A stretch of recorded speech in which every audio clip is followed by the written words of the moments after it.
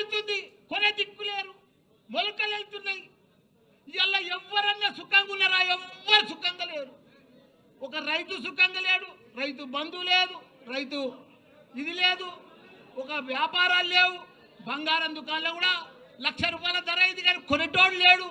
బట్టల వ్యాపారాలు లేవు, ఎక్కడ కూడా భూముల బేరాలు లేవు, ఏ బేరం లేదు.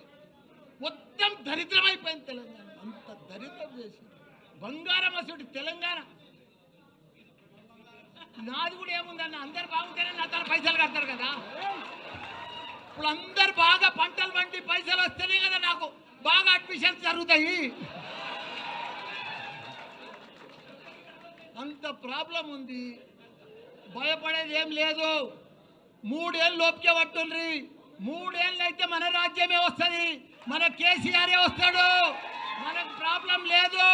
ఎందుకంటే వాళ్ళ గోయి వాళ్ళే తవ్వుకుంటున్నారు. వాళ్ళ గోయి ఎవడో తవ్వేది అవసరమే లేదు. కాబట్టి వాళ్ళు ఇంత ఘోరం చేస్తారని ప్రజలకు అర్థమైపోయింది. మేము ఎంత అన్యాయం అయిపోయినాం. ఊర్లో పడితే కానీ సిటీలో కానీ ఎక్కడ చూడు, అమెరికాలో కూడా బాధపడుతున్నారు. మన రజోత్సవం సభకు ఎంత నిన్న ఇలా పొద్దుగాల అయితే ఎంత సక్సెస్ఫుల్ అయింది. ప్రతి పౌరుడికి, ప్రతి ప్రజలకు, ప్రతి ఒక్క వ్యాపారానికి, ప్రతి రైతుకు, ప్రతి కుల సంఘాలకు, ప్రతి ఒక్కరికి అర్థమైపోయింది మళ్ళీ మా కేసీఆరే కావాలని. అందరు రోడ్డు మీద పడ్డారు, అందరు రోడ్డు మీద పడ్డారు. వాళ్ళు ఏం చెప్పినా మాయ మాటలే చెప్తున్నారు, అన్ని మాయ మాటలే చెప్తున్నారు, టైంపాస్ మాటలు చెప్తున్నారు, టైంపాస్ పరిపాలన చేస్తున్నారు. వాళ్ళు ఇట్లనే పొద్దు కూడా కొట్టేస్తారు ఈ 3 ఏళ్ళు.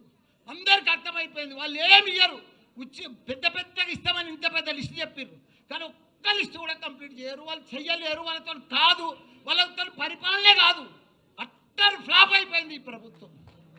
కాబట్టి మీరు కూడా ఒక సైనికుల లెక్క ఇది మంచి టైం వచ్చింది, మీకు కష్టపడాలి. అప్పుడు కేసీఆర్ సార్ ఎట్లా కష్టపడ్డాడో మీరందరూ కూడా అప్పుడు ఎవరు లేకుండా ఒక 5-6 మనుషులే ఉండరు అప్పుడు తెలంగాణ వచ్చేటప్పుడు. ఇప్పుడు ఇంతమంది ఉన్నారు, 60 లక్షల మంది మన సభ్యత్వం ఉంది. మనం అందరం కూడా కష్టపడితే రేపు లోకల్ బాడీస్లో కానీ ప్రతి దాంట్లో మనమే గెలవాలి. ప్రజలు మన వైపు ఉన్నారు కానీ వాళ్ళని మలుపుకోవాలి, చెప్పాలి. లీడరు మన తన లీడరు కొద్దిగా అటు ఇటు ఉన్నారు. మీరు దయచేసి లీడర్ అంటే ఇట్లుండాలి, నాయకులు అంటే ఇట్లుండాలి, ప్రజలలో అంటే ఇట్లుండాలి. జర దండం పెట్టుకుంటూ పోండ్రి, ప్రౌడ్గా పోకుండ్రి. పర్ఫెక్ట్గా పోతే మనం పర్ఫెక్ట్గా ఉంటాం, చాలా బాగా వస్తుంది. బాగా మెజార్టీ లోకల్ బాడీలో మనం అన్నీ గెలుస్తాం. మీరు ప్రజలలో ఉండరు. తప్పకుండా కేసీఆర్కు మళ్ళీ 3 ఏళ్లలో కూడా సీఎం అవుతాడు. మనందరికీ కూడా మంచి దినాలు వస్తాయని కూడా కోరుకుంటున్నా. జై తెలంగాణ, జై కేసీఆర్. ఇప్పుడు పెద్దలు మన మాజీ మంత్రివర్యులు శ్రీమతి సబితా ఇంద్రెడ్డి గారిని మాట వస్తే కోరుతాం. అందరికీ నమస్కారం. వేదిక మీద ఉన్న గౌరవ పెద్దలందరికీ, వేదిక ముందున్న సోదరులకి, సోదరిమణులకి, పత్రికా మీడియా సోదరులకి అందరికీ కూడా తెలంగాణ దినోత్సవ ఆవిర్భావ దినోత్సవ శుభాకాంక్షలు తెలియజేసుకుంటున్న అందరికీ కూడా.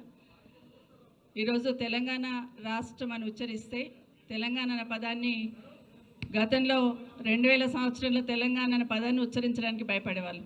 అలాంటిది ఆ సమయంలో ఉద్యమాన్ని మొదలుపెట్టి తెలంగాణ రాష్ట్రాన్ని సాధించిన గౌరవ కేసీఆర్ గారికి ముందు తెలంగాణ రాష్ట్ర ఆవిర్భావ దినోత్సవ శుభాకాంక్షలు తెలియజేసుకుంటున్నాను. ఎప్పుడు తెలంగాణ అనే పదం పలికినా మొదటగా మదిలో మెదిలేది ఎవరంటే కేసీఆర్ గారు. అవునన్నా కాదన్నా ఎవరెన్ని రకాల మాటలు మాట్లాడినా కేసీఆర్ గారు తెలంగాణ పక్కన కేసీఆర్ అనే మనకు మెదులుతూ ఉంటుంది. ఆ రకంగా ఉద్యమాన్ని నడిపించి ఈరోజు వేదిక మీద ఉన్న చాలామంది సోదరులు, ఉద్యమకారులందరూ కూడా ఉన్నారు. అందరికీ కూడా ఆ రోజు ఉద్యమంలో పాల్గొన్న ప్రతి ఒక్కరికి, ఆ రోజు పరోక్షంగా కూడా నేను ఉద్యమంలో పాల్గొన్నట్టు ఎప్పుడు చెప్తుంటే హరీష్ రావు గారితో. ఎందుకంటే ఆ రోజు ఉద్యమం నడుస్తున్న సందర్భంలో ప్రతిరోజు ఎక్కడ ఉద్యమం నడుస్తుంది, ఎక్కడ ఎవరు పోతున్నారు, హరీష్ రావు గారు ఎక్కడికి వెళ్తున్నారు, కేటీఆర్ గారు ఎక్కడికి వెళ్తున్నారు, ఎక్కడ ఉద్యమం నడుస్తుంది అనే యాంగిల్లో ప్రతి ఒక్కరిని మానిటరింగ్ చేసేదాన్ని నేను, ఎట్లా నడుస్తుందని. ఒక మూమెంట్లో ప్రవీణ్ గారు ఇక్కడే ఉన్నారు.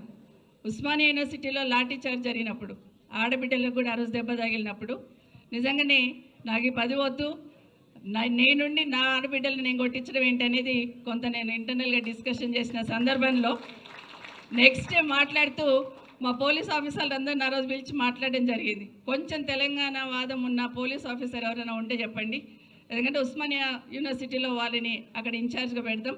ఎందుకంటే ఉద్యమంలో పాల్గొనాలని యువతులందరూ ఉత్సాహంగా ఉన్నారు.